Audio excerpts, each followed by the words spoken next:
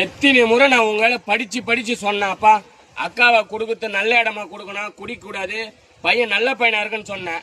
இன்னைக்கு வாழா வெட்டியா வந்து வீட்டுல இருக்குத, அவன் ரோட்ல குஷ்டி வீழ்ந்து நிக்கிறான். யார் பொறுப்பு இதுக்கு? நான் நாங்க பண்ணுவேன். கல்லு மண்ணு சுமந்தாலும் நான் வச்சிருந்து ஒரே பொண்ணு நல்லபடியா பாத்துப்பான்னு சொல்லிட்டு தாங்க அவனுக்கு குத்தேன். எல்லாரும் சொன்னாங்களே அவன் நல்ல பையனு, கேப்பாரு பேச கேட்டு நான் குத்துட்டேன். இன்னைக்கு அவன் பாட்டுன்னு குச்சிட்டு ஒயின் ஷாப் பக்கத்துல பத்து கிடக்குறான். என் பொண்ணு எவ்வளவு நாளைக்கு தான் அவன் அடிக்கத்தும் வேதனையை தாங்கின்னு அவன் வீட்டுல இருக்கான். இப்போ 2 குழந்தைட்டுன்னு வீட்டுல வந்து வாழ வெட்டியா இருக்குது. வயிறு ஏறி தெரியுமா என் பொண்ணை நான் எப்படியா வளர்த்தேன்?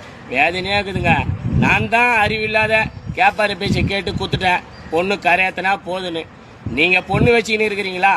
தயவு செய்து 4 இடம் விசாரிச்சு பொண்ணை கொடுங்க. என் பொண்ணு கஷ்டப்படுற மாதிரி உங்க பொண்ணு கஷ்டப்படுவானாங்க.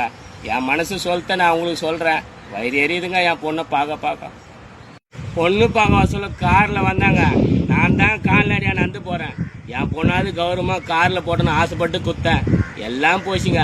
காலை பரப்பிட்டு குஷ்டி பத்துனுக்குறான் ரோட்ல.